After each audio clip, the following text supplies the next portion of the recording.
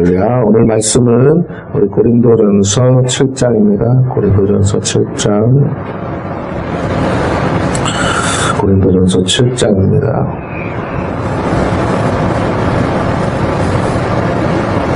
우리 17절 말씀. 고린도전서 7장 17절 말씀.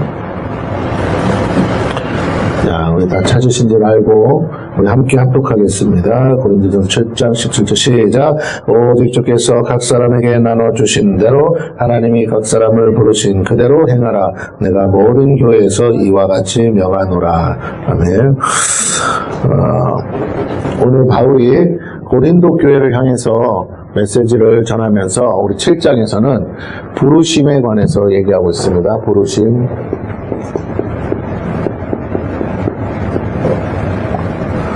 이 부르심은 두 가지가 있죠. 하나는 영적인 부르심이 있어요. 영적 부르심이 있습니다. 또 하나는 육적 부르심이 있어요.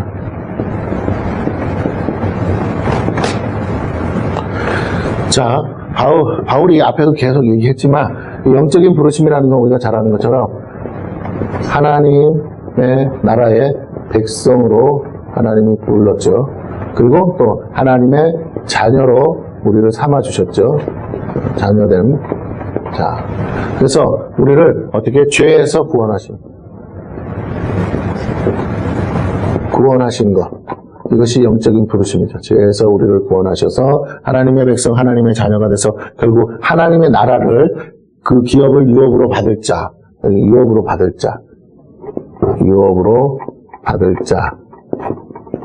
뭐라고 합니까? 상속자.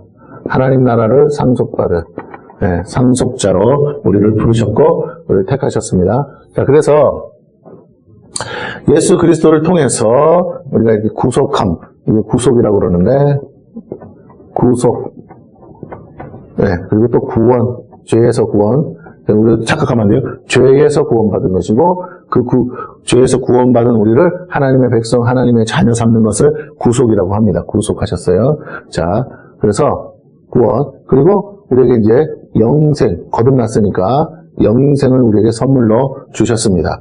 아직 우리가 소위 말하는 하나님 나라를 상속받지 못했죠. 이게 우리의 남은 숙제죠. 자, 죽어서 천국 갑니다. 낙원이라고도 하는데 그 낙원에 가는 게 끝이 아니에요. 우리 자꾸 착각하는데 죽어서 천국 갔다, 죽어서 낙원에 갔다. 예수님은 낙원이라고 했으니까 낙원. 이것이 우리가 아직 죽지 않았으니까 이루어지지 않는 사실이죠. 또 한 가지 낙원에서 더 나아가서 뭐라고요? 우리가 소위 말하는 신천신지, 새하늘과 새 땅. 이것이 이제 완성돼야 되죠. 완성. 예수님의 언제? 재림 때. 이것이 완성돼야 되고 이때 뭐가 되냐? 하나님의 심판. 우리가 백보자 심판이라고 하죠. 하나님의 심판이 어떻게 해요? 완결되는 거죠. 하나님의 나라가 완성되고 하나님의 심판이 완결돼요. 이게 다 필요한 거죠. 이게 최종 결론입니다. 최종 결론. 그래서 영생을 누리는 거예요. 영생을 누리기 위해서는 반드시 이 조건이 먼저 이루어져야 되는데 우리가 이제 죽은 다음에 낙원에 가서 하는 일은 뭐냐면 하나님 나라를 완성하는, 영적 세계를 완성하는 데 있어서 우리가 동참하는 거예요. 동참하고 있습니다. 뭐 천국 가면 마냥 놀고 쉬는 게 아닙니다. 자, 그런데 이런 부르심이 있는데 바울이 또 뭘 얘기하냐면 육적인 부르심도 있다라는 거예요. 육적인 부르심을 봤더니 뭐냐? 우리의 신분이 있잖아요. 신분. 우리가 이 영적 부르심을 받을 때에 주어진 신분 상태. 이 신분 상태가 우연이 아니다라는 거예요. 여기 중요한 거예요. 우연이 아니다.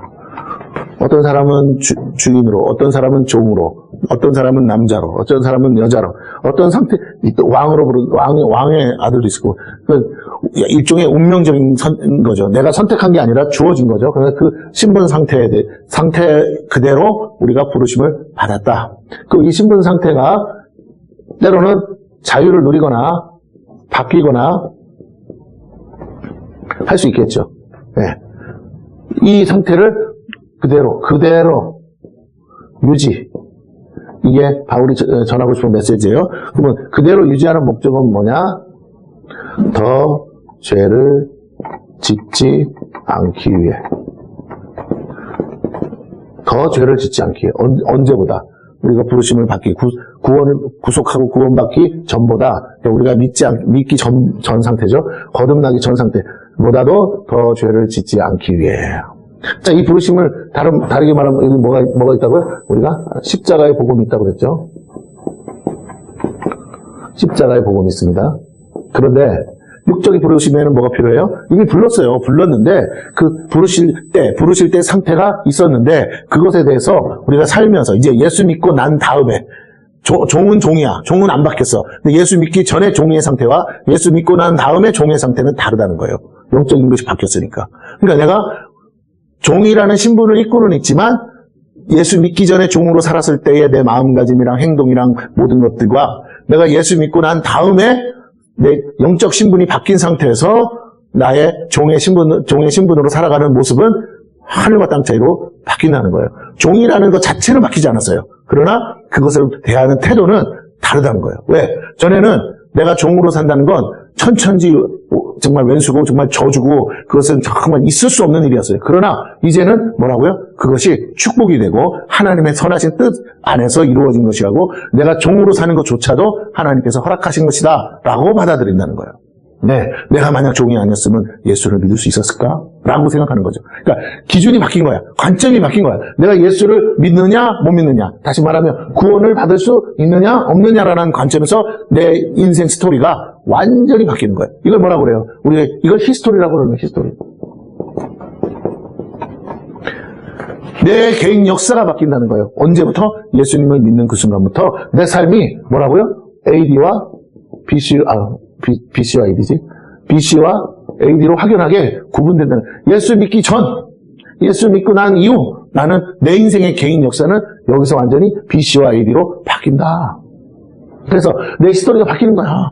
내 현재 상황이 바뀌는 게 아니고 나라는 존재 자체가 하나님은 존재를 바꾸신 거니까 존재 자체가 마귀의 종노릇하며 살던 하나님과 관계에서는 죽은 자와 다름없는 나를 이제는 산자로 삼으시고 살리시고 그리고 나를 자녀 삼으시고 백성 삼으시고 하나님 나라의 유업을 받을 자로 삼아주셨다. 그래서 하나님은 나와 함께 영벌을 받는 지옥으로 떨어질 인생을 하나님과 함께 낙원에서 영생을 누리는 관계로 사랑의 관계로 콜링 부르셨다라는 걸 받아들인 거예요. 그러니까 오늘 이 땅에서의 삶은 중요한 게 아니에요. 이건 제한적이니까 영원한 삶을 기준으로 봤을 때 이건 잠깐 찰나예요. 그렇다면 이 잠깐의 시간은 뭐라고요? 하나님이 우리에게 나그네와 같은 인생 가운데 각 사람에게 허락하신 것인데 어떤 사람은 주인으로 어떤 사람은 종으로 어떤 사람은 뭘로 이렇게 다 했는데 어떤 사람은 병든 채로 어떤 사람은 가난한 채로 부르셨는데 그 부르신 상태 나를 부르실 때에 내게 주어져 있는 현재 상태 그것도 육적인 부르심인데 그것에 대해서 뭐라고요? 그대로 받아들여. 그리고 그 가운데서 더 죄를 짓지 않기 위해서 뭐라고요? 받아들이라는 거예요. 억지로 바꾸지 말라는 거예요. 바꿀 수 있으면 바꾸되 어거지로 바꾸지 말라는 거예요. 종은 종대로 예수 믿었으니까 내가 이제 더 이상 종 아니야. 종이나 주인이나 나는 주 안에서 나 형제 자매인데 어디 감히 하면서 주인을 대들고 막 그거는 현실적인 세계에서는 현실이라는 세계에서 통하지 않는 룰인 거죠. 왜? 아직 현실은 그 법이 작동하고 있으니까. 우리 링컨 대통령이 노예 해방 운동을 했다. 그렇게 할 수 있어요. 권한과 권세가 주어진 사람이 나에게 하나님이 대통령이라는 권세와 권한을 주셨을 때 링컨 대통령은 뭐라고 생각하냐? 나를 통해서 하나님의 뜻을 노예를 해방하는 거다. 인권이나 정책. 모든 사람은 하나님 앞에서 법 앞에서 평등한데 어찌 누가 신분 고하가 갈려줄 수 있느냐 해서 노예 해방 운동을 해서 노예들을 풀어주는 법적으로 더 이상 이 나라에는 노예는 존재하지 않는다 이렇게 할 수 있겠죠. 그거 얼마나 하나님 뜻이에요. 그래 그것은 그렇게 할 수 있는 권한과 능력을 준 사람에게 부여된 책임이에요. 그 사람은 그 일을 그 권한을 받았을 때 하는 사람이 있고 안 하는 사람이 있겠죠. 근데 링컨 대통령은 그것을 자기의 의무로 알고 했다는 거죠. 이게 중요합니다. 자. 물론 거기에는 어마무지한 대가도 따라왔죠. 남북전쟁이라는 것이 있었으니까. 자, 그러면 결론은 뭐냐? 자꾸만 세상을 바꾸려고 하는데 너무 그렇지 마. 영혼 구원이 중요한 거지. 세상은 어차피 멸망받기로 작정돼 있다니까요. 사라지기로 작정돼 있어요. 왜? 신천지인지 완성하려면 새 하늘과 새 땅, 새 예루살렘 세 가지 적었죠. 새 하늘, 그게 뭐야? 새 땅, 그리고 뭐야? 새 예루살렘. 이 새 예루살렘이 뭐라고요? 새 장막이라고 하죠. 장막. 그래서 하나님과 우리가 먹고 마시고 영원토록 할 새 장막이 어디로? 이 새 예루살렘이 어디로? 새 하늘과 새 땅이 그냥 옛날 게 아니고 새 하늘과 새 땅이 된 곳에 지상 강림한다고 그랬잖아요. 그러니까 여러분 마지막은 우리가 하늘로 가는 게 아니라 하늘에 있던 성도도 예수님과 함께 내려오는 거예요. 강림한다고. 그래서 어떻게 지상에서 모두가 이 땅에서 왕노릇하면서 영원토록 새 예루살렘에서 사는 거라고. 새 하늘과 새 땅에서. 이해가 되십니까? 그러니까 우리가 죽어서 천국 가는 건 반쪽짜리라고. 그건 낙원에 가는 거라고요. 낙원에. 네, 대기하는 곳이라고요. 죽은 사람들을 위한 피난처가 뭐라고? 죽은 사람이 가야 될 곳은 원래 지옥인데 뭐라고요? 근데 예수 믿기 때문에 뭐라고? 너는 왕노릇 해야 되니까 잠시 하나님의 나라가 완성되기까지 주님이 재림하시는 그날 하나님의 심판이 또 완결되기까지 잠시 머물러 있으라고 있는 곳이에요. 저희가 물론 저기도 뭐 새 예루살렘이죠. 왜? 그 자체가 내려오는 거니까. 그렇지만 어쨌든 지상으로 내려온다. 그래서 이 새 하늘과 새 땅이 새롭게 하나님께서 이거는 뭘로 창조될까요? 이거 옛 하늘과 옛 땅은 어떻게 한다고 그랬죠? 불로써 태워버린다고 그랬잖아요. 그럼 이건 어떻게 창조돼? 이건 똑같아요. 말씀으로. 네, 하나님의 말씀으로 창조되는 거예요. 자, 그래서 더 죄를 짓지 않기 위해서 넌 너 자신을 그냥 받아들여. 그러니까 우리가 영적 부르심이 있는 사람의 특징은 뭐냐면 삶을 극도로 막 뒤집어 엎는 게 아니라 혁명을 하는 게 아니라 예수 혁명 그래가지고 자꾸 뭔가 세상을 바꾸려고 하거든요. 아니 뭐 그걸 부여받은 사람도 있어요. 그런 부르심을. 그러나 우리가 너무 그렇게 억지적으로 막 폭력적으로 하는 게 예수혁명은 아니에요. 예수혁명은 폭력이 아니에요. 비폭력이라고 했죠. 간디가 한 것처럼. 간디가 어디서 배웠어요? 예수님한테 배운 거 아니에요. 비폭력. 네. 그래서 비폭력, 무정화. 그게 예수혁명이거든. 세상을 어떻게 해요? 막 내가 뜯어 고쳐서 폭력적으로 바꾸는 게 아니에요. 세상이 바뀌기를 기대하는 거죠. 근데 누구부터 바꾸는 거야? 나부터 바꾸는 거야. 내 내면이 그렇게 바뀌어 있어야 된다는 거죠. 나는 종으로 살고 주인을 섬기고는 있지만 더 이상 내 마음속은 뭐예요? 더 이상 종이 아닌 거예요. 굳이 종이라면 나는 예수의 종이다. 이렇게 마음을 바꾸는 거죠. 완전히. 그래서 그대로 그 상태로 이때 거기서 자유를 누리고 그 속에서 해야 할, 잘 드세요? 그 속에서 그대로 유지한 상태에서 내가 그렇게 종으로 부른 게 나의 소명이라는 소명의식. 그 소명의식을 가지고 뭐 하느냐면 내가 그러면 주님의 뜻을 위해서 해야 될 일이 뭐 영혼권을 해야 될 사명을 찾는 거예요. 사명을. 내가 종으로 살면서 해야 될 사명이 뭐야? 내가 종인데 내 옆에 또 종이 있어. 내가 저 사람 전도해야 되는구나. 내가 이제는 저 사람을 전도하는데 어떻게 그냥 전도가 아니라 내가 예수님의 마음을 가지고 성령의 능력을 가지고 내가 주님이 오늘 여기 계시다면 주님은 낮은 곳에 오시니까 내가 주님이 종의 모습으로 오셨다면 나는 저 사람을 예수 믿게 하기 위해서 어떻게 섬길까? 어떻게 할까? 거기에 초점을 맞추라는 거죠. 사명. 영혼 구원을 위해서 전도하기 위해서 우리는 삶을 사는 거예요. 오늘 하루 그냥 하루하루 때우는 게 아니라 어떻게 하면 영혼을 구원하고 어떻게 하면 전도를 하고 어떻게 하면 하나님의 뜻을 나타내고 그래서 그 일을 위한 그러니까 전도라고는 하지만 이거 보세요. 학교 선생님은 학교에서 학생들에게 의사 선생님은 다 오는 환자들에게 뭐 직접적으로 하든 간접적으로 하든 어떠한 다양한 방법을 하는 거예요. 근데 그냥 막 뇌 꽂아가지고 예수 믿듯이 안 가면 예수 천당 불신죠. 그런다고 하면 안 되죠. 난리가 나죠. 그러니까 뭐냐. 의사 선생님이랑 환자를 지극정성 이런 의사가 없다. 난 이때까지 병원 다녀봤는데 이렇게 자기가 아픈 것처럼 나를 바라보면서 이렇게 자세히 설명주고 나 아주는 의사 선생님이 없다.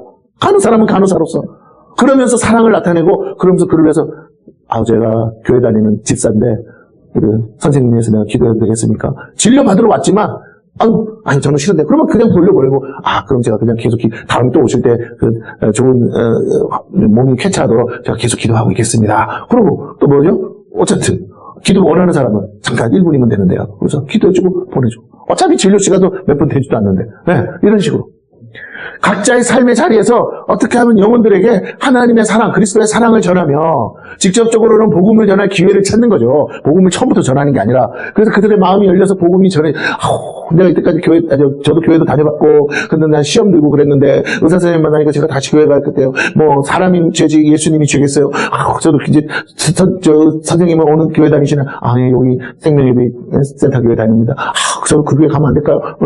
그러세요. 이번 주에 오실래요? 하면서 자연스럽게 우리의 선함이, 우리의 착함이 빛과 소금의 역할을 해서 그래서 그러하여금 예수 믿게 하고 하나님 만나게 하는 통로로 사용되는데 우리가 사명감을 가지고 나를 그래서 부르셨구나. 나를 이때에 내가 의사가 되기 전인 상태도 있을 거고 의사가 된 다음도 있을 텐데 오늘 나를 이 상황에서 부르신 것은 나로 하여금 내가 이 상황에서 만나야 될 영혼이 있고 놓치지 말아야 될 영혼인데 그들을 위해서 나를 지금 부르셨구나. 오늘 이런 모습에서 나를 부르셨구나. 이런 상태에서 나를 부르셨구나라고 재해석하는 거예요. 내 삶을. 저주받았다. 뭐 잘못됐다. 나는 왜 이렇게 가난한가. 나는 왜 이렇게 부모덕이 없는가. 이렇게 원망하는 게 아니라 오히려 완전히 바뀌는 거예요. 나는 하나님의 자녀야. 내가 하늘나라로부터 지금 땅으로 파견 나왔어. 나는 하나님의 대사야. 파송받았는데 오늘 가난한 집구석에 가난한 동네에 내가 파견받는데 내 친구들도 가난한데 내가 이들의 가난을 끊어야겠다. 그리고 이 가난의 저주로부터 저들을 건져내야겠는데 그러기 전에 먼저 예수 믿게 해야 된다 하면서 가난을 더 이상 가난으로 여기지 않는 거죠. 가난을, 잘 들으세요, 가난을 해결하는 게 아니라 가난 자체를 받아들이고 두려워하지 않는 거예요. 가난하면 어때? 가난이 죄야? 나는 가난 속에서 내 가난한 동료들과 친구들, 내 가난한 부모 다 감사할 거야. 기뻐할 거야. 가난하니까 이제 나는 바닥에 있으니까 나는 위로 갈 일밖에 없어. 내가 지금 이 상황보다 더 나빠질 이유가 어딨어. 인생을 바라보고 해석하는 초점과 관점이 완전히 180도 바뀐다는 거죠. 더 죄를 짓지 않는 거. 입술로, 마음으로, 생각으로 그대로 받아들여. 그것을 하나님의 뭘로? 선물로 여기라. 그러나 바꿀 수 있으면 바꾸래요. 더 나은 삶, 더 나은 삶을 위해서는 뭐라고요? 해야 돼. 그럼 더 나은 삶이 뭐라고요? 거룩이야. 내가 하나님이 원하시는 거룩한 삶, 거룩한 삶을 살 수만 있다면 바꾸라는 거예요. 그게 이혼이 될지라도 오케이. 거룩한 삶을 위해서는 하나님 편에서 하나님에게 유익이 되고 하나님을 더 잘 믿기 위해서라면 내가 이혼하는 게 아니라 배우자가 이혼을 요구하면 오케이, 갈랐어요. 네, 오늘 본문에 나옵니다. 그런 거죠. 더 죄를 짓지 않겠어. 거룩한 삶을 위해서 하나님께 영광 돌리기 위한 일을 그 기준으로 선택하라는 거예요. 뭐가 어떠냐, 저때가 다 필요 없어. 어떤 게 다 돈이야, 그런 게 아니고 기준 자체가 다르다는 거야. 누구를 위해서? 하나님의 영광을 위해 내가 무슨 선택을 할 거냐라는 거예요. 어떤 선택을 할 거느냐, 이것을 결정하는 삶으로 우리가 부르심을 받았다. 그래서 하나님께 영광이 돼야 되고, 두 번째는 뭐예요? 영혼을 구원하는 거죠. 영혼을 구원하기 위해서. 그 영혼을 구원하기 위해서 우리는 지금 이 상황에서 내가 만나야 될 영혼이 있다라는 사명의식을 갖는 거예요. 사명의식. 자, 그래서 그럼 보세요. 이렇게 두 가지 부르심이 있어요. 그 부르심에 대해서 오늘 제목이 뭐예요? 부르심 그대로 행하라. 이런 관점에서 봐야 돼. 그렇지 않으면 오늘 본문을 단순히 결혼, 남녀 관계 이렇게만 근데 그건 예라니까요. 고린도 교회 안에 있는 심각한 문제가 있어요. 왜? 그 교회는 이방인 교회란 말이에요. 이방인들이 예수 믿기 전에 삶을 살다가 왔어요. 그들 중에는 가정이 깨지고 이혼하고 서로 불륜하고 온갖 죄가 가득해요. 근데 그 이방인들이 모여서 만든 이방인 교회란 말이에요. 예수는 믿지만, 자 보세요. 영적 부르심, 이들의 영적 부르심. 이방인이지만 영적 부르심 뭐예요? 하나님의 자녀. 하나님의 자녀가 됐어요. 이제 거룩한 삶을 살아야 돼. 그런데 육적 부르심, 이들의 육적 부르심에는 뭐라고요? 문제가 많다는 거예요. 현재 상황. 예수님 만나서 전도받고 구원받아서 교회 다니는 그 현재 상황은 하나님의 기준으로 보거나 세상의 기준으로 봐도 심각한 문제가 있다는 거죠. 심각한 문제. 특히 어떤 문제? 가정의 문제, 결혼의 문제, 자녀의 문제, 등등등. 결국은 남녀 문제. 왜냐면 이방인들은 이게 가장 중요한 테마니까, 인생 가운데. 여기 항상 문제가 있으니까. 이것 때문에 상처받고 무너지고 막 하니까 이 문제에 대해서. 또, 그 다음에 뭐야? 주종관계. 주종관계. 예수 믿는데, 나는 종이고, 저분은 주인인데, 내 주인인데 같은 교회에 나와서 교회에서는 형제 자매하는데 집에 가서는 주인님, 야, 너 이렇게 해야 되는 상황이잖아. 이거 어떻게 해결할 거냐. 라는 이방인 교회 안에서 지금 그 당시에 이방인 교회 안에서 오는 궤리죠. 영적 부르심과 육적 부르심 가운데 그 갭이 있어요. 그 갭을 어떻게 해결할 거냐. 그게 뭐예요? 아까 그 육적 부르심 뭐라고? 영적 부르심은 십자가의 복음이라고. 십자가의 복음이 기준인데 영적으로는 우리가 다 같아. 평등해. 영적으로는 우리 하나님의 자녀야. 하지만 육적 부르심은 우리가 가진 한계인데, 현실적 한계인데, 이걸 어떻게 해결할 거냐? 이거를 쉽게 말하면 노예 해방을 하거나 이런 남녀 평등이거나 이런 식으로 사회 무브먼트 운동으로 갖고 가지 말라는 거예요. 그게 아니고 그냥 있는 그대로 받아들이고 부르신데, 그걸 하나님의 관점에서 왜 하나님은 나를 종되게 하셨을까라는 관점에서 재해석하는 거예요. 인생을 뭐라고요? 재해석. 그 해석하는 방법을 가르쳐주는 거예요. 재해석하라는 거야. 그러면서 어떻게 해요? 그 속에서 하나님의 뜻을 찾고 하나님과 동행하고 하나님과 동거하고, 그리고 더 나아가 하나님과 동역할 수 있는 영적 리더로 서게 하는 건데, 그걸 위해서 가르치는 게 뭐라고요? 천국복음이라 이거예요. 천국복음. 천국복음이 회개만 있는 게 아니라 회개 다음에 뭐라고 했죠? 성화가 있다고 했죠. 성화. 성화를 우리는 이렇게 써요. 착하게 사는 거, 거룩하게 사는 거. 근데 아니고 그 거룩이, 성화가 거룩이긴 한데, 거룩한 성이니까 거룩인데, 이 거룩은 세상과의 구별이란 말이에요. 세상과의 구별 때. 세상과 다르다는 걸 보여주는 거예요. 내가 세상 사람과 다르다. 이 세상과의 구별이 뭐냐면, 불신자. 왜? 사고와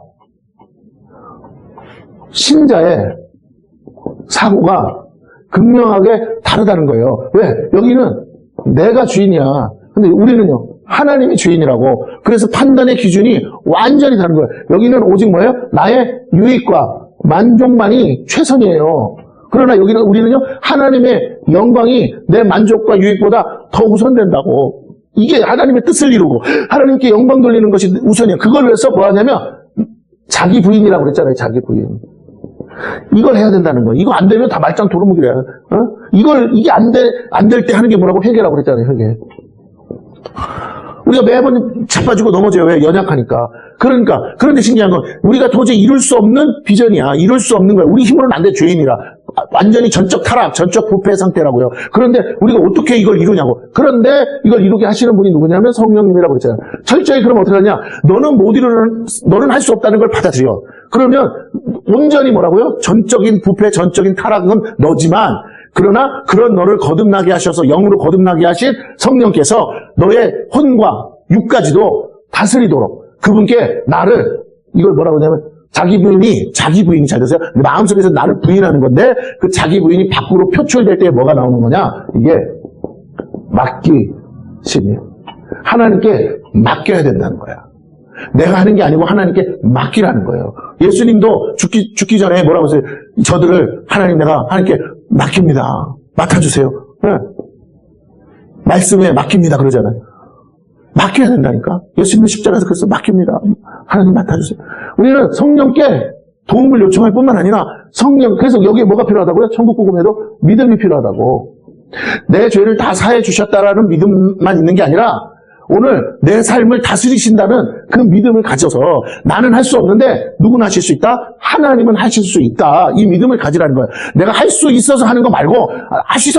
나 하면 돼! 이건 확실히 자기 믿음이고 그거는 자기 의만 이룬다는 거예요. 그게 아니라 저는 할 수 없어요. 저는 부족해요. 저는 연약해요. 그렇지만 하나님이 하실 거라고 믿고 제가 해볼게요. 하나님이 해주실 거라고 믿고 제가 나아가 볼게요.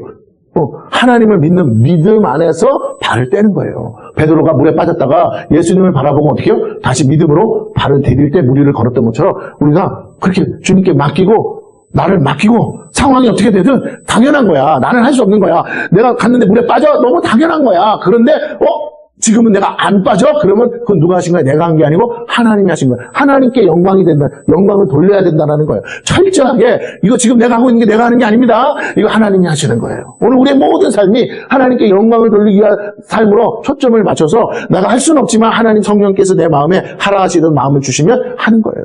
내가 드릴 수 없지만 내가 이렇게 가난한데 어떻게 하나님 앞에 물질을 드려? 나 먹고 죽을 것도 없는데 그래도 하나님이 어떻게 해요? 드리라면 드리는 거예요. 사르밧가부처럼 드리는 거예요. 네, 우리는 자꾸만 우리 자신의 현재 상황을 핑계댈 줄은 알아. 변명할 줄은 아는데 이걸 극복할 능력을 천국 복음은 그걸 극복하라는 거예요. 뭘로? 믿음으로. 왜? 하나님은 그것을 능히 극복시킬 수 있는 기적과 이적을 일으키시는 분이시라는 거죠. 예수 이름으로 극복할 수 있다는 거야. 예수의 이름으로 병자가 나아. 그 보여주는 이유가 뭡니까? 예수의 이름으로 능히 이런 일도 이루어진다면 너의 삶도 예수의 이름으로 능히 이룰 수 있다라는 거예요. 제가 유튜브 보다가 밴드에도 올려놨지만 어느 교회가 어느 날 갑자기 성도가 한 70명 된대. 어린아이들까지 다. 근데 갑자기 졸지에 교회가 없어져 버렸어. 어떻게 없어졌는지 내용 설명 안 하니까 나는 모르겠어. 근데 아마 더 이상 예배 드리던 장소에서 예배를 드릴 수 없게 되었나 보죠.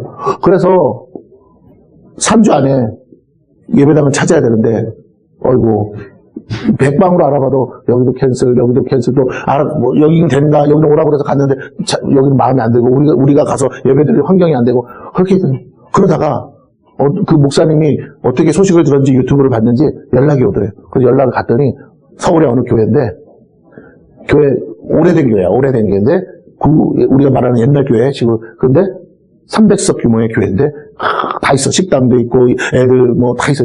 300석이니까 얼마나 좀 크겠어요. 예, 그런 교회예요. 근데 이 목사님 얘기가 자기네는 새 성전을 지었대요. 새 성전으로 다 이주했대. 이거 비어있는 상태래. 벌써 몇 주째 비어있는데 내가 이 소식 듣고 얘기하다가 그냥 공짜는 아니야. 이분들이 여기서 사덕이 있으니까 월세, 자기가 생각했던 월세가 얼마가 있는데 얘기했더니 그 목사님이 그 액수를 얘기하더래요.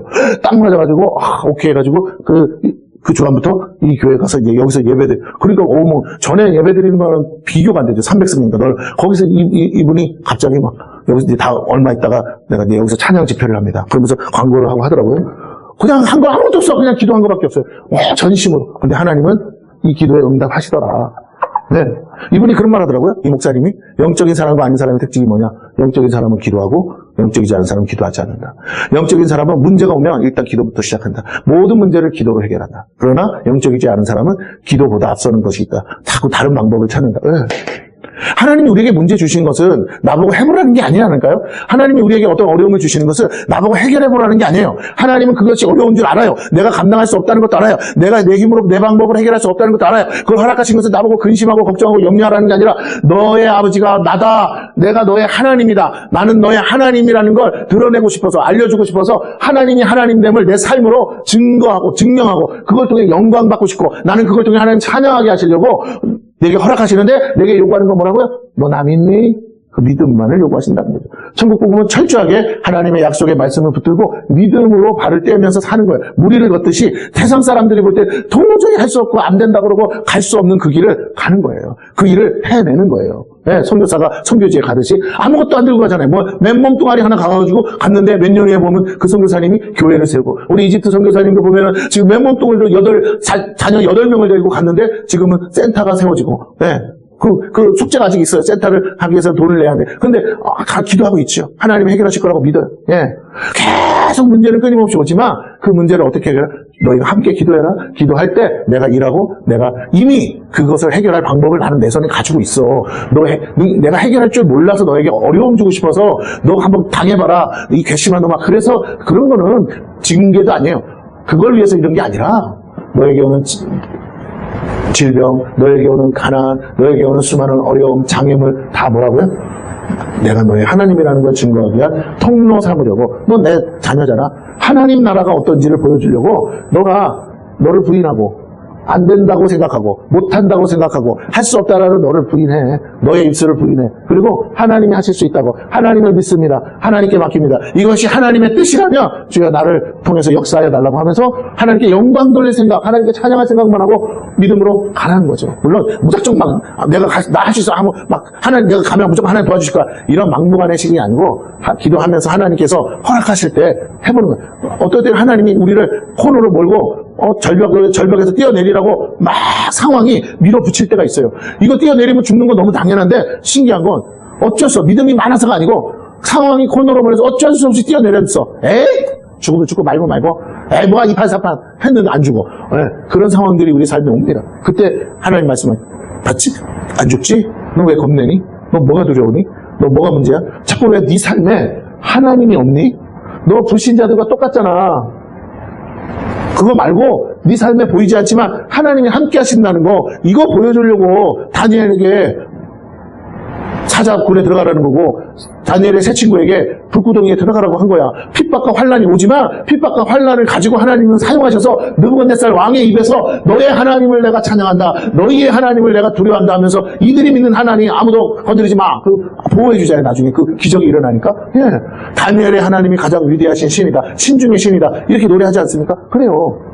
하나님은 믿는 자들을 통해서 영광 받고 싶은 게 이 땅에서 간절한 소망인데 우리가 예배당에 앉아서 찬송만 한다고 되는 게 아니라 우리의 삶의 자리가 예배예요. 그 자리에서 하나님께 영광 돌릴 거리가 수도 없이 많은데 자녀에게도 어떻게 한다고? 그걸 위해서 하나님께 맡기는 게 뭐예요? 기도지 뭐. 자녀에게 뭘 가르쳐야 돼? 기도하는 것을, 기도하는 모습, 기도하는 방법, 기도의 목소리. 끊임없이 우리 엄마는, 우리 아버지는 문제만 터지면 기도하더라. 어느 날 되면 작정 기도하신다고 그러고, 어느 날 되면 금식 기도하신다고 그러고, 어느 날 되면 그만 허건들 기도인데 신기한 건 지금까지 단 하나도 응답되지 않은 게 없어. 하나님이, 우리 엄마 아버지를 보면 하나님은 살아계셔. 나는 그 엄마 아버지가 믿는 하나님을 나도 믿어. 그래서 나도 기도해. 자녀에게 뭘로 유산을 물려줍니까? 기도의 습관, 기도의 모습을 유산으로 물려주고 걱정하고 근심하고 하는 말들 다 있죠. 그러나 그것만 보여주면 애들도 똑같이 따라서 허구나 걱정 근심할 텐데 그건 줄이고 어떻게? 우리 엄마 아버지는 그래도 뭐가 틀리긴 틀려. 교회 다니시는 분들 이상해. 기도, 엄마, 아버지가 걱정, 염려도 했지만, 어느 날 마음 잡고 기도하면 신기해.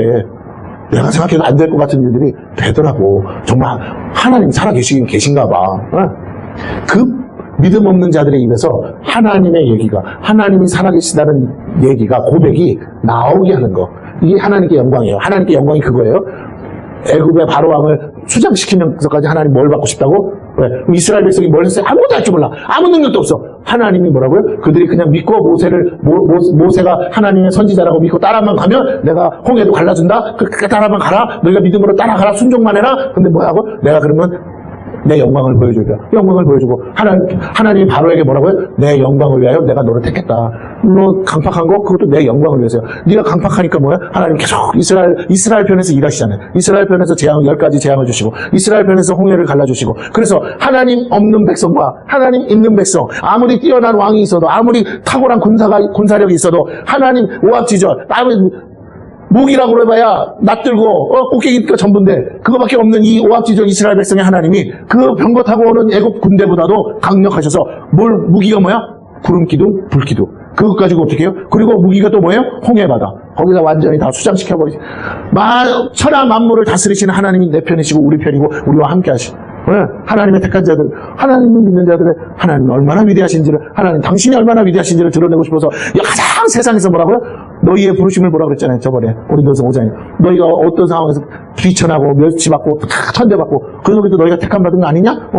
너희가 세상에서 자랑할 게 뭐가 있냐? 아무것도 없잖아. 네, 맞아요. 예수 외에는 자랑할 게 없는데 그 하나님, 내가 믿은 그 하나님이 얼마나 위대하신지 우리가요 정말 지금 내가 집에 가면 여전히 내가 주인 하나님 모시고 그냥 그 새끼들 똥 싸면 내가 똥기저귀 갈아줘야 되고 그러지만 교회에 오면요 제가요 기도하면 병자들이 나아요. 제가 기도하면요 귀신들이 떠나가요. 여러분 하나님이 그렇게 우리를 영광 받으시려고 우리에게 그 성령의 능력도 주시더라는 거예요. 나 자랑하고 나 드러내고 내가 믿음 좀 그거 하라는 게 아니라 하나님께 우리가 천국 복음이라는 건 성하고 거룩이고 세상과 구별되는 믿지 않는 자들과 구별된 삶의 기준 하나님을 위해서 하나님의 영광을 위해서 내가 오늘 나의 주어진 상황을 어떻게 재해석하는가 어떻게 받아들이는가 그때 내가 무슨 선택을 하는가를 세상 사람들로 하여금 알게 하고 보게 하라는 겁니다. 오늘 그게 바울이 7장에서 끊임없이 얘기하고 있는 거예요. 단순히 뭐 남녀 문제, 뭐 불륜 문제, 음란 문제 그건 이들이 갖고 있는 기본적인 이들이 해결해야 될 문제였기 때문에 말한 거지 얘가 그거밖에 없겠냐고요. 그런데 그들에게 지금 당장 해결해야 될 심각한 문제다 보니까 이미 말도 안 되는 근친상간도 있었으니까 이 얘기를 가지고 왔다는 거예요. 그러면서 이제 쭉 얘기를 합니다. 보세요. 바울이 글로의 편지로 받은 너희의 문제에 그래요. 너희가 쓴 문제에 대하여 이미 그들이 갖고 있는 문제라니까요. 그들이 이방인이었기 때문에 가지고 있는 문제가 예수 믿기 전에 고린도 교회 오기 전에 갖고 있는 건 뭐예요? 가정 안에 수많은 상처와 아픔이라니까 그걸 얘기하는 거예요. 그러면서 남자가 여자를 가까이 아니함이 좋으나 누구의 관점에서? 하나님의 관점에서. 왜? 음행을 피하기 위하여. 근데 남자가 여자랑 가까이 하면 당연히 마음에 음행이 올 수밖에 없죠. 이방인들이 다 느끼는 거야. 그게 문제가 됐다는 거예요. 예? 처녀가 애를 빼가지고 오니까. 그러나 어떻게 남자 여자가 안 만나게 막을 수 있냐는 거예요. 하나님이 정해놓은 건데 만드신 건데. 그런데 어떻게 하냐. 그러면 음행을 피하기 위해서 뭐 해야 되느냐. 현명한 답은 남자마다 자기 아내를 두라. 법적으로 합당한 방법이 있지 않니? 그 법적으로 합당한 방법만 사용하라는 거예요. 두고 여자마다 자기 남편을 두라. 일부 일처제 이거 지키라는 거죠. 보세요. 죄 짓지 말라는 거예요. 음행을 피하기 위해. 이건 한 예입니다. 음행을 피하기 위해. 기본은 뭐라고요? 죄 더 이상 안 돼. 라는 거예요. 그럼 죄 짓지 않게 해서 어떻게 해야 된다고요? 일부 일처제 일처 이거 원칙 지켜. 이거 왜 한다고 그랬죠? 경건한 자녀를 낳기 위해서 라고 했어요. 목적은 이거예요. 그러나 우리 안에 음욕 때문에, 음행 때문에 음욕이 있어요. 음욕. 그 음욕 때문에 특히 누가 남자가 남자만 있는 게 아니고 남자 혼자만 음욕이 있다고 죄를 짓는 게 아니니까 그 음욕을 절제하지 못하겠으면 어떻게 하라? 합당하게 일부 일처제. 남자는 아내를 얻고 여자는 남편을 얻어. 그렇게 해서 너의 그 문제를 해결해. 합법적으로. 하나님도 정하신 법이야. 자, 3절. 남편은 그 아내에 대한 의무를 다하고. 이게 무슨 말이냐면, 근데 봐보세요. 남편이 이미 결혼했어. 남편과 아내가 있는데 그들의 마음이 일치하면 아무 문제가 없죠. 근데 남편 쪽이, 자 보세요. 남편은 마음이 없어, 아내한테. 아내는 남편한테 마음이 있어. 그런데 그럼 어떻게 해요? 부부관계가 정상적일 수가 없죠. 남편은 다른 여자한테 마음이 있으면 자꾸 부부관계를 피하겠죠. 네. 그러니까 또 반대도 똑같은 거야. 이 여자가 다른 남자한테 마음이 있으면 어떻게 해요? 자꾸 남편의 요구를 안 들어주겠죠. 예. 그렇게 되면 어떻게 되냐? 설령 그런 불륜이 아니더라도 아내가 남편에 대해서 여기서 뭐라고 하냐? 의무라고 그랬어요. 그럼 왜 결혼했냐 말이야. 이것 때문에 했다고, 이것 때문에. 에? 부부 관계를 위해서 한 거야. 더 이상 죄 안 지으려고. 그런데 안 받아주면 어떻게 되냐? 그러면 남편 보고 뭐 하라는 거야? 나가서 죄 짓고 오라는 거죠. 아내 보고 뭐 하라는 거야? 나가서 죄 짓고 오라는 거지. 너희가 받아주냐 안 받아주냐가 좋으냐 나쁘냐의 문제가 아니라 안 받아주면 상대방에게 뭘 허용하는 거야? 그래 놓고는 왜 불륜을 했니? 왜 다른 여자랑 사귀었니? 다른 남자랑 그러지 말라는 거예요. 사람 다 똑같은데 의무를 다하지 않으면서 책임을 묻지 말라는 거예요. 바울의 말은. 그리고 남편은 그 아내에 대한 의무를 다하고 아내도 그 남편에게 그렇게 할지니라. 너희가 너희끼리 관계를 너희끼리 해결하고 그 문제가 더 이상 그게 해소가 안 되면 그걸 해결하려고 해야 되는데 그걸 해결하지도 않으면서 상대방에게만 의무와 책임을 전가시키면 되겠느냐. 그러면서 아내는 자기 몸을 주장하지 못한대요. 결혼할 때 서약이 그거라고. 아내는 남편의 음욕을 위해서 아내가 필요하고 아내의 음욕을 위해서 남편이 필요해. 하나님이 주신 성욕이라고요. 그건 하나님이 자연스럽게 사랑하는 관계 속에 나오게 되어 있어. 근데 그거를 할 때는 요구할 때는 상대방이 요구할 때는 내가 기꺼이 뭐 해야 되고? 헌신해야 된다고. 헌신. 그게 사랑이라고. 그거 하려고 결혼한 거라고. 이해가 되십니까? 그런데 싫어할 때도 있겠죠. 남편이 마음에 안 들 때도 있고 뭐 부인이 마음에 안 들. 그래서 그 의무를 다하지 않음으로 해서 무슨 빌미를 준다고? 죄를 지을 수밖에 없어. 아니 안 받아주잖아요. 우리 뭐 싸운 건 싸운 거고 이건 이거고 저건 아이고 내가 지금 전 남편이랑 싸워서 마음이 없는데 어떻게 그 관계를 갖습니까? 그래 그 말은 맞아. 근데 문제는 뭐야? 그것도 하루 이틀이지. 자꾸 미루면 어떻게 돼? 그러면 남편 보고 뭐 하라는 거야? 딴 데 가서 풀고 오라는 거잖아. 근데 이걸 누가 그랬다고요? 고린도 교회 교인들이 이방인으로서 이들은 이것에 대한 죄책감이 없었기 때문에 알게는 안 했어도 모르게 뭐 남자들은 아예 대놓고 했을 수도 있고 어떻게 했느냐? 잘 들으세요. 저기 가면 술집에 돈만 주면 얼마든지 받아주는 창녀들이 드글드글 이 고린도에는 그렇게 우상신을 섬기면서 우상신 섬기는 곳에 가면 우상신을 섬긴다는 이유로 젊은 아가씨 여자들이 그렇게 와서 그 신도들과 짝짝꿍 하는 돈만 주면 하는 창녀들이 옛날에는 고대 사회에는 발랄했어요. 창녀가 어디 있었냐면 신전에 있었다고. 신전에. 그렇기 때문에 신을 섬기러 가면 당연히 그게 가능해. 그러나 와이프가 있는 사람들은 가급적 멀리 하겠죠. 그렇지만 와이프가 안 받아주면 어떻게 해요? 가서 해소하고 오겠지. 그리고 당시에는 또 어떤 아내가 임신을 했어. 그러면 그 1년 동안 어떻게? 남자가 아무것도 못 하잖아. 그러니까 1년 동안 뭐하게? 남자가 그런 데 가서 풀고 오기를 이방 여자들은 허용해줬다고요. 허용. 뭐 결혼 딴 여자 세컨드 데려오라가 아니라 그냥 너 풀고 와 이렇게 이방인들은 그게 허용됐어. 그러나 유대인이나 예수 믿는 기독교인들에게는 이게 허용이 안 되더라 이거예요. 하나님 반대하시는 거니까. 하나님 나라를 유업으로 못 받으니까.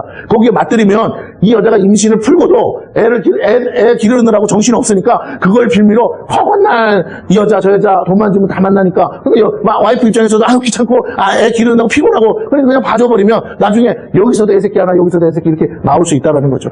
창녀만 만나겠어요? 허용되면? 지 능력껏 만나겠지? 그래서 너희가 경건한 가정, 경건한 자녀를 얻기 위한다면 너희 가정이 하나님 나라가 되기 위해서는 너희가 마땅히 해야 할 걸 다 해야 돼. 그러면서 자기 몸을 주장하지 못하고 오직 그 남편이 하면 남편도 그와 같이 자기 몸을 주장하지 못하고 그러니까 내가 내 몸뚱아리 내 마음대로 할 수 있지만 근데 뭐 부부 관계 속에서 뭐라고요? 상대방이 요구할 때 들어줘야 될 의무가 있다. 아파서 좀 그런 거 아니라면 들어줘야 된다. 오직 그 아내가 하나님. 바울이 그렇게 설명을 해요. 그게 하나님의 법이라는 거지. 자, 5절. 서로 그래서 뭐 하지 마라? 분방하지 말라. 오직 두 사람에게만 허용된 행위이기 때문에 그것을 자꾸 분방함으로 인해서 그것이 다른 쪽으로 풀어지게 하면 그거는 죄를 지은 그 사람만 죄가 아니라 그렇게 하게 상황과 빌미를 준 당사자도 문제가 된다라는 거예요. 그래서 서로 분방하지 마라. 다만 기도하여 틈을 얻기 위하여 합의상 얼마 동안을 하되 하나님 앞에 나아가기는 거 빼고는 다시 합하라. 이는 너희 어떤 이유든 여기에 이유 붙이지 마. 왜? 사고 터지면 수습 안 돼. 회복도 안 돼. 그러니까 뭐라고? 이 문제만큼은 타협 없어. 무조건 상대방의 요구에 받아줘라고 바울이 말합니다. 그러면서 이는 너희가 절제 못하므로. 그렇죠. 여기 핵심이에요. 음욕은 뭐라고요? 절제할 수 없어요. 이게 절제가 되면 안 되지. 왜? 절제가 되면 자녀 양산이 안 돼. 이건 절제가 안 되게 돼 있다고요. 하나님이 그렇게 만들어 놓은 거야. 절제한 능력은 우리 안에서는 안 나와. 성령이 아니고서는. 절제 못하는 걸 알기 때문에 뭐라고 한다고요? 예, 절제할 수 없으니까 어떡하나? 말미암아 사탄이 너희를 시험. 이 절제 못하면 이게 연약함이에요. 우리의 연약함. 여기에 이 연약함을 하나님이 도와주셔야 되는데 여기에 반드시 누가 기다리고 있다? 사탄이 틈을 타려고. 이게 틈이란 말이에요. 이 절제 못하는 이 틈을 타려고 기다리고 있는데 왜 알면서 너희가 사고를 일부러 조장하고 만드냐라는 거예요. 아무리 남편이 믿고 아무리 아내가 믿어도 뭐라고요? 분방은 안 돼. 왜? 그 결과가 사탄의 역사가 하나님의 가정에 사단이 들어올 틈을 허용하는 거야. 네. 아니 뭐 다들 할아버지 할머니 얘기하는 게 아니잖아요. 지금 이거 젊은 남녀에 대한 얘기예요. 자, 그래서 이렇게 말합니다. 그러나 내가 이 말을 하면 허락이요 명령은 아니니라 그랬어요. 그럼 뭐예요? 이거 너희가 지혜롭게 하라는 거야. 하나님 이것 때문에 너희를 막 뭐라고는 안 하겠지만 이게 지금 너희들 안에 비일비재하게 일어나는 문제 아니야? 그러니까 너희가 좀 이렇게 했으면 좋겠다. 나는 모든 사람이 나와 같기를 원해. 그러면서 하는 말이 뭐냐면 나와 같다는 말은 뒤에도 나와요. 자기는 독신으로 사니까 나와 같기를 원해. 그러면 나는 이런 문제로부터 자유하니까. 그런데 각각 하나님께 받은 자기의 은사 절제가 부족해서 어쩔 수 없는 사람들이 있어. 육이 강한 사람들은 어떻게? 그게 자기 은사야. 그러니 이 사람은 이러하고 저 사람은 저러하니라. 각 사람의 연약함을 스스로 받아 인정하고 나는 아내가 필요하구나. 나는 남편이 필요하구나. 이렇게 하고 하나님 앞에서 죄짓지 않으려고 선한 길을 찾아가야지.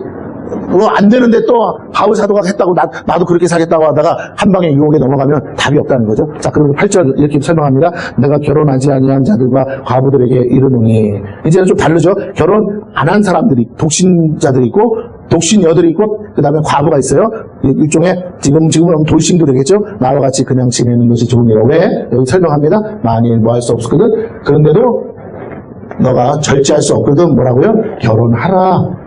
바울은 신기해. 사랑하니까 결혼하라가 아니라 뭐라고? 절제할 수 없거든 결혼하라. 결혼의 목적은 아니에요. 그런데 결혼하는 동기 이유가 뭐라고요? 음행을 피하기 위해. 절제할 수 없거든 하래. 이 이방 성도들의 문제, 이 안에 있는 문제가 아니 그 사람들은 예수 없이 그 세상 문화를 누리고 살아왔기 때문에 보세요. 저기 예수 안 믿는 집 가정 가면요, 엄마도 술 먹고 아버지도 술 먹고 엄마도 담배 피고 아버지도 담배 피는데 전혀 죄책감 안 느끼고 편하게 살아. 친구들 오면 어떻게 해요? 매일 맥주 박스로 들고 술 퍼먹고 그러면서 하하호 그러고 누리고 살아. 그런데 잘 들으세요? 자녀들은 그걸 보고 자라는데 그 속에서 술 먹고 퍼지고 놀다가 사고가 안 나겠냐고. 무슨 말이겠죠? 친구끼리 만났지만 그 속에서도 쉬쉬할 뿐이지 말 못한 사고가 날 수 있다고요. 그래서 그 사람들은 그걸 허물로 생각하지 않고 그냥 재밌게 생각하기 때문에 덮고 넘어가 버리는 거야. 끝나는 거야. 저 남자랑 눈 맞아서 가는 게 아니니까. 그러니까 사고가 일어나. 술 먹고 일어난 사고를 눈 감아 줘버린다고. 근데 말을 안 하니까 아무 일이 없는 거라고 생각하죠. 실제로는요, 술 먹고 별로 일이 왜 없겠냐고. 그잖아요? 거기서 도가 지나치면 눈 맞아서 따로 나가는 거고. 이게 동창회 갔다가 눈 맞아서 가정 갈라서는 사람들이 얼마나 많아요. 그 얘기도 많고. 그러니까 남녀 문제, 음행이 역사하고 사탄은 항상 그걸 노리고 있고 그중에 어떤 사람들이 절제하지 못한다는 걸 알기 때문에 또 음력이 부릴 듯 일어난 사람들 때문에 계속 유혹하고 미혹하려고 애쓰고 있는데 우리가 방심하고 절제하지 못해 나를 믿는 게 얼마나 어리석은지 모른다는 거죠. 나를 믿다가 결혼도 깨고 그리고 자기의 그것도 다 깨버리고 처녀가 갑자기 애배해가지고 뭐 어떡하냐는 거야. 그래서 조심하라. 그러기 전에 어떻게? 일찍 빨리빨리 좋은 남자 만나서 빨리 할 수만 있으면 결혼하라는 거예요. 정력이 불같이 타는 거. 여러분 정력은 불 같아요. 그래서 불같이 타는 것보다 뭐 하는 게 낫다? 결혼하는 것이 나으니라. 사람들은 다 틀려요. 이렇지 않은 사람도 있어요. 이런 사람들은 이 말이 무슨 뜻인지 몰라. 아무리 얘기해줘도 소용없어. 그러나 어떤 사람은요 스스로 알아. 그래서 뭐라고요?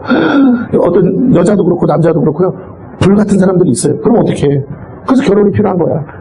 10절 결혼한 자들에게 내가 명하노니 명하는 자는 내가 아니여 주시라. 자 보세요. 결혼을 일단 하면 그 다음부터 주님이 개입을 하신대요. 그러면서 뭐라고요? 이전까지는 명령 아니라고 했어요. 그러나 지금부터는 결혼을 했으면 그 다음부터는 주님이 말씀하시는 거래요. 명하는 거다. 명령이다. 내가 아니여 주시라. 여자는 남편에게서 뭐 하지 말라. 한번 결혼하면 결혼은 그리스도와의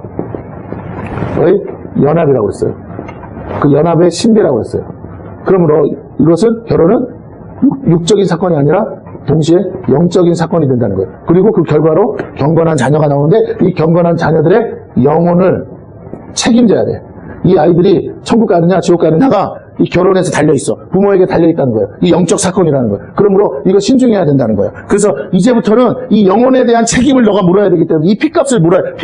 이 핏값을. 그렇기 때문에 어떻게 해야 되느냐. 다른 불신 영혼 남은 모르겠고 일단 내 자식은 내가 결혼해서 어떤 자녀가 생길 수 있기 때문에 이 핏값을 물으려면 내가 이 가정을 그리스도의 가정으로 만들어야 돼. 그러기 위해서 어떻게 이것은 단순히 내가 육으로 만나서 자녀를 얻어 짐승새끼 새끼 치는 거 그런 게 아니고 영적 사건이에요. 이 영혼은 잘 들으세요. 육은 부모가 준 거라 할지라도 이 영 그 속에 있는 영은 누가 준 거예요? 하나님의 것이라고. 그러니까 우리가 하나님이 주신 것을 내 것이라고 생각하다가 망치면 안 된다는 거예요. 하나님의 것이야. 그러니까 나는 맡은 자 청직이라고 그랬잖아요. 청직이. 가정에 사람이 가장 먼저 맡겨진 것 중에 아담이 에덴 동산을 맡았는데 실패했어요. 그 다음에 주신 게 자녀야. 자녀. 가정을 맡기고 자녀를 줬어요. 아담이 가정도 한번 실패하잖아요. 가인을 잘못 기르는 바람에. 그래서 가인이 어떻게 돼요? 두 아들을 하는데 가인이 동생을 쳐 죽이잖아요. 하나님을 안 믿은 게 아니라 하나님을 섬기는데 올바른 신앙 전수가 안 되니까 가정이 그날로 하루아침에 자식이 있어서 기뻐했던 그 가정이 하루아침에 풍지박산 나고 초상집이 되고 끝났어요. 셋이라는 자녀가 다시 나오기 전까지는 그 가정에 슬픔이 가시질 않는 거죠. 왜? 가인은 도망가고. 이게 집구석이 하나님이 주신 가정, 첫 가정이 이렇게 망가진다니까. 사단은 그걸 위해 에덴에서 쫓겨났으면 그걸로 끝내야 돼. 사단은 끝까지 따라와서 우리의 이 가정을 파괴하려고, 이 결혼관계를 파괴하려고 애를 쓰고 있다니까요. 그러므로 이 가정을 지키는 것은 영적인 의무란 말이에요. 의무. 그걸 위해서 우리의 육적인 한계를 받아들이라는 거예요. 그리고 그것을 지혜롭게 해결하라는 겁니다. 그러면서 하는 말이 뭐냐?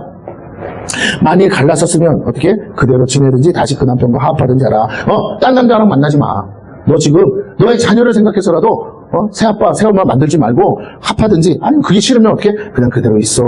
왜? 적어도 그러면 자녀들은 한 부모니까 부모가 갈라진 건 갈라진 거고 별거도 할 수 있는 거니까. 그러나 자녀 입장에서 뭐라고요? 그래도 한 부모냐. 근데 새엄마가 생기고 새아빠가 생기면요 골치 아파지는 거예요. 괴로워지는 거죠.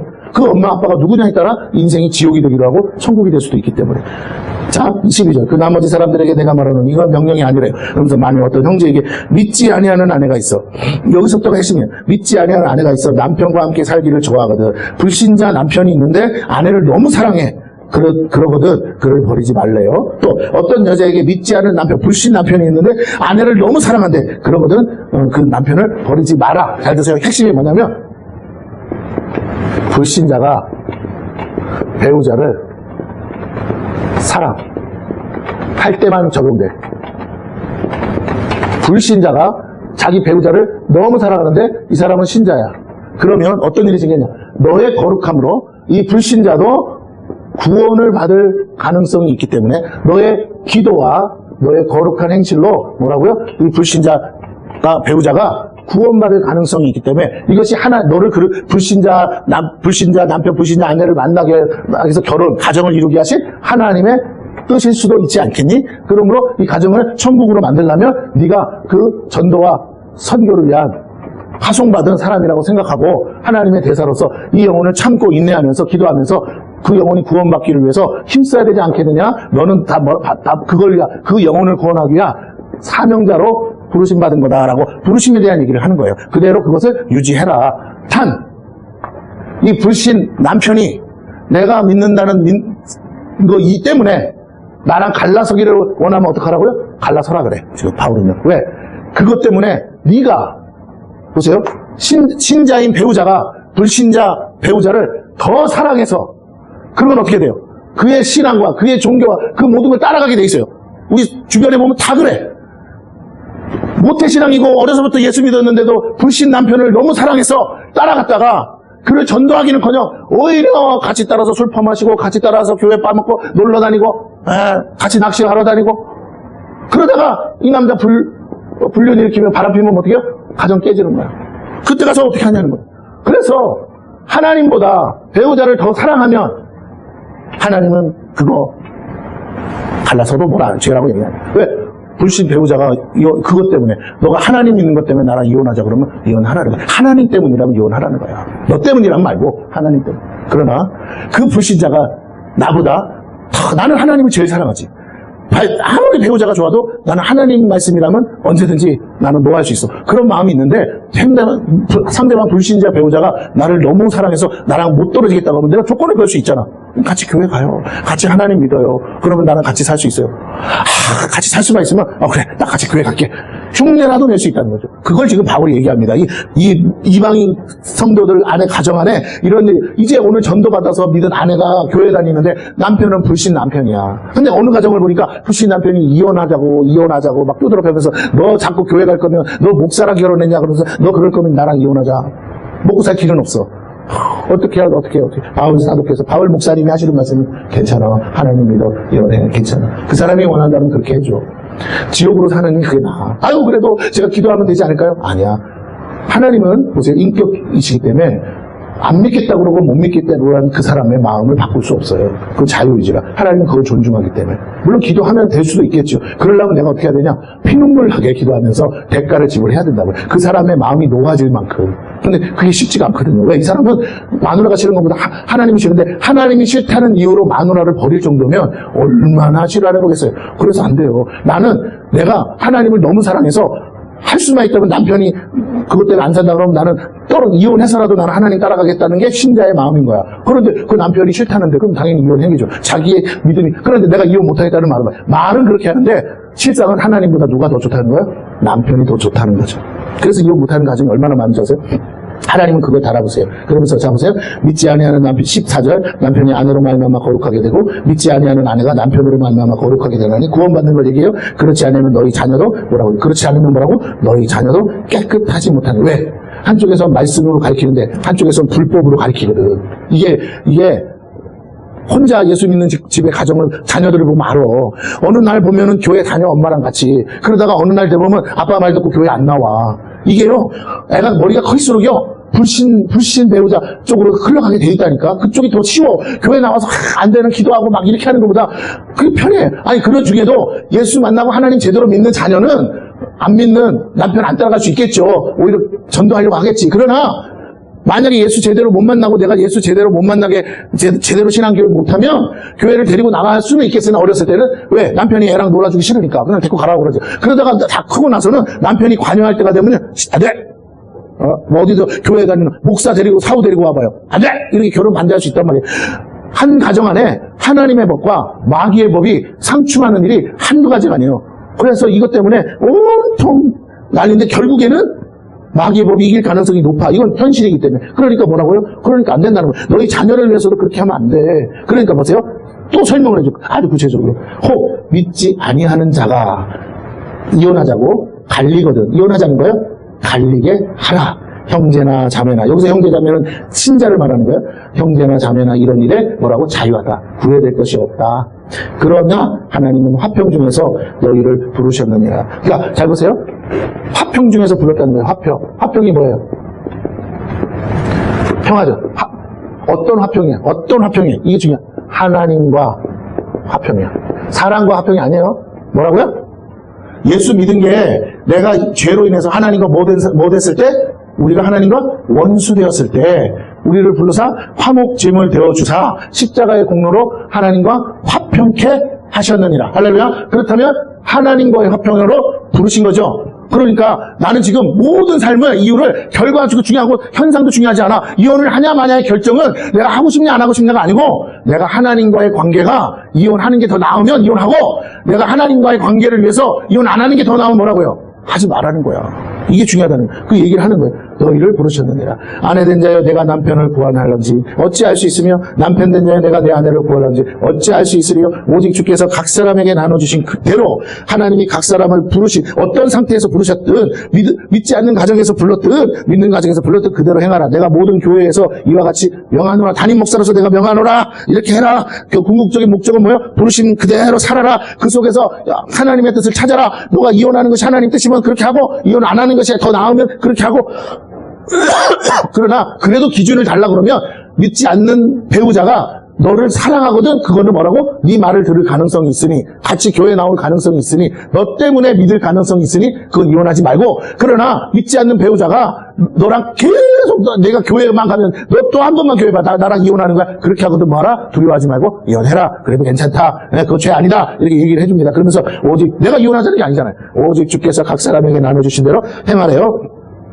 하나님이 각 사람을 부르신 그대로 행하라. 내가 모든 교회에서 이와 같이 할례자로서 부르심을 받은 자가 있느냐? 무할례자가 되지 말며. 무할례자로 부르심을 받은 자가 있느냐? 할례 받지 말. 자, 앞에 결혼관계 했지만 이방인 교회라고 그랬죠? 그 안에 유대인도 있어. 그러다 보니까 맨날 할례를 받아야 되냐? 받지 말아야 되냐? 이거라고 싸우거든요? 그 교회 안에 있는 문제란 말이에요. 그것에 대해서 답을 주는 거예요. 너희도 그게 뭐가 그렇게 중요해? 예수 믿고 구원받는 것은 그거 하는 관계가 없어. 마음의 할례가 중요한 거지. 육신의 할례. 저 유대인들 육신의 할례 받고도 죄 짓고 하나님 뜻대로 안 살아서 멸망받은 자녀들이야.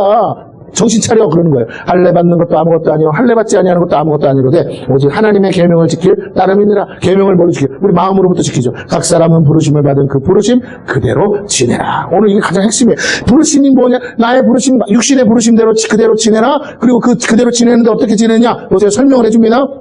이게 천국복음이야. 여러분, 앞에도 천국복음이 섞여 있지만 지금 이렇게 말해요. 이제 주인과 종의 관계에서 또 얘기합니다. 내가 종으로 있을 때 부르심을 받았느냐? 염려하지 말라. 그러나 내가 자유롭게 될 수 있거든 그것을 이용하라. 주 안에서 부르심을 받은 자는 종이라도 내가 신분적으로는 종이라도 주께 속한 자유인이요. 또 그와 같이 자유인으로 있을 때 부르심을 받은 자는 오히려 뭐라고? 너는 그리스도의 종이니라. 너희는 값으로 사신 것이니 사람들의 종이 되지 말라. 형제들아 너희는 각각 부르심을 받은 그대로 하나님과 함께 거하라. 그렇게 얘기를 해줍니다. 그리고 나머지는 이제 아주 긴 한 가정에서 혼인관계에 대해서 얘기를 하는데 그냥 설명할 필요 없어요. 앞에 답 들었으니까 쭉 한번 읽어보겠습니다. 처녀에 대하여는 내가 주께 받은 계명이 없으되 계명은 없는데 주의 자비하심을 받아서 충성스러운 자가 된 내가 의견을 말하노니 내 생각에는 이것이 좋으니 곧 임박한 환난으로 말미암아 이 당시에 바울은 곧 올 거라고 믿었기 때문에 이렇게 한 거예요. 사람이 그냥 지내는 것이 좋으니라. 독신으로 지내라는 거죠. 내가 아내에게 매었느냐 노이기를 구하지 말며 아내에게서 노였느냐 아내를 구하지 말라. 요즘 쉽게 말하면 페미니즘이 가장 좋아하는 구절이겠죠. 그러나 장가가도 죄 짓는 것이 아니요 처녀가 시집가도 죄 짓는 것이 아니라 왜? 하나님이 정한 법이니까. 이런 이들은 육신의 고난이 있으리니 나는 너희를 아끼노라. 누군가 결혼하면 책임과 의무가 따라와. 그게 고난이죠. 형제들아 내가 이 말을 하노니 그때가 단축하여진 거로 이후부터 안에 있는 자들은 없는 자 같이 하며. 자, 여기서 고난이 어떻게 옵니까? 여러분 잘 들으세요. 이 교회 상황을 이해 못하면 이 말이 이해가 안 되는 거야. 고린도 교회는 어떤 교회라고요? 이방인 교회라고 했잖아. 그러니까 그들 주변에는 온통 뭐밖에 없어? 불신자밖에 없어. 이제 그들이 첫 교회고, 그 고린도라는 지역의 첫 교회예요. 첫 예수 믿은 사람이야. 그럴 때 그 주변은 온통 다 뭐야? 우상 숭배하고 불신 가정밖에 없어. 아무리 눈 씻고 찾아도 내 딸 시집 보낼 때가 뭐라고요? 다 불신 가정밖에 없다고. 이해가 되십니까? 그래서 뭐라고요? 차라리 그렇게 해서 고난 받느니 그냥 지내. 근데 처녀로 지내도 돼. 이해가 되세요? 과부로 지내도 돼. 그냥 믿지 않는 가정에 가서 또 뭐라고요? 이거 가지고 실갱이하고 너 예수 믿냐? 안 된다. 우리는 조상 때부터 섬기는 신이 있다. 그거 가지고 맨날 시어머니랑 싸우고 이렇게 시아버지랑 싸우고 이렇게 할 바에는 안 가는 게 나아. 힘들지만 그렇게 힘든 것보다 이게 더 낫지. 이거는 먹고 살 걱정만 하면 되니까.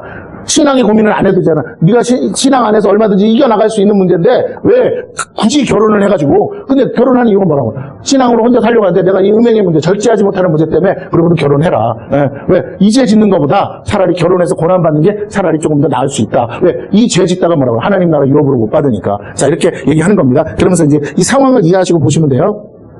그래서 여기 명령은 아닌데 이 당시의 교회의 상황을 보자면 바울의 입장에서 이게 좋다라고 말합니다. 그러면서 주님 오실 지 얼마 안 남았는데 뭐 그런 거에 매여서 사냐.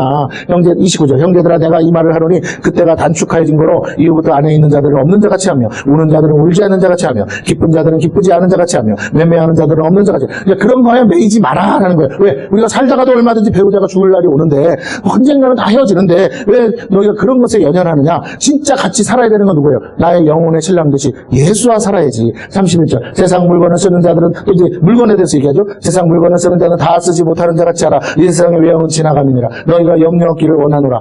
장가가지 않는 자는 주의 일을 염려하여 어찌하여 주를 기쁘시게 할까 하되 장가간 자는 세상 일을 염려하여 어찌하여 아내를 기쁘게 할까 하여 마음이 갈라지며 시집가지 않은 자와 처녀는 주의 일을 염려하여 몸과 영을 다 거룩하게 하려 하되 시집간 자는 세상 일을 염려하여 어찌하여 남편을 기쁘게 할까 하느니라. 내가 이것을 말하면 너희의 유익을 위하며 너희에게 올무를 놓으려 함이 아니니 오직 너희는 너희로 하여금 이치에 합당하게. 잘 이 중에 어떤 일은 법이 있어. 주의 명령이 있어서 그렇게 해야 되지만 어떤 일은 상황에 따라서 이치에 합당하게 하여. 그럼 이치에 합당한 목적이 뭐라고요?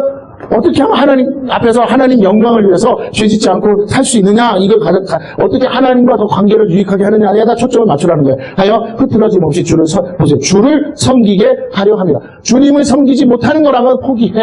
그러나 내가 더 잘 주님을 섬길 수 있는 거라면 기꺼이 받아들여. 그러므로 만일 누가 자기의 약혼녀에 대한 행동이 합당하지 못한 줄로 생각할 때 그 약혼녀의 홍기도 지나고 그같이 할 필요가 있거든 원하는 대로 하라. 이거 내가 약혼을 했는데 예수 믿고 나서 내가 이제는 하나님을 위해서 내가 홀로 살 결정을 했어. 그러면 그걸 정직하게 얘기하고 약혼 파기하라는 거예요. 그래도 죄 짓는 거 아니다.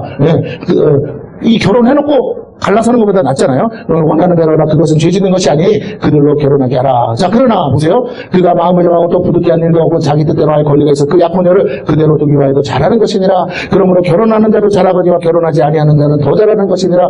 왜? 목적이 뭐라고? 주님을 더 잘 섬기기 위해서. 아내는 그 남편이 살아있는 동안에 매여 있다가 남편이 죽으면 자유로워 자기 뜻대로 시집갈 것이나 주 안에서만 할 것이니라. 그러나 주 안에서라는 거야. 믿는 배우자랑 하라는 거죠. 그러나 내 뜻에는 그렇게 고민하고 누가 예수 믿냐 안 믿냐 그래서 또 취직하고 그 고생하지 말고, 왜? 그 당시는 내 주변에 예수 믿는 사람 없으니까 내 뜻에는 그냥 지내는 것이 더 복이 있으리로다. 나도 또한 하나님의 영을 받은 줄로 생각하노라.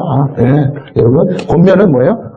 누구를 유익하게 하는 거예요? 우리를 유익하게 하는 거죠. 동시에 뭐예요? 그것이 하나님께 영광이 되고 하나님 나라에 유익하고 교회에 유익한 그 길을 지혜롭게 선택해서 가라. 너희는 그런 인간사에 사소하게 매여 살 존재가 아니고, 왜? 천국 가면 남자도 없고 여자도 없어. 천국 가면 다 천사 같아. 거기는 장가가고 시집가는 일도 없다고. 우리가 인정과 사정에 지금 묶여서 살지만 천국 가면 인정과 사정이 없어져 버려. 오직 하나님 사정만 있어. 그러니까 너희가 천국 시민권을 땄으면 이제는 천국 시민권을 가진 자답게 마음을 바꿔서 새롭게 안으로 변화받아 살아야 된다라고 오늘 사도 바울에게 강조. 우리의 부르심은 하늘 시민권을 받은 시민으로 사는 겁니다. 영적 존재로 사는 겁니다. 오늘 우리는 어떻게 하면 우리의 주어진 상황 속에서 하나님을 더 잘 섬길까를 믿음으로 받아들이고 그것을 위해서 헌신하는 것이 우리가 해야 될 일인 줄로 믿습니다.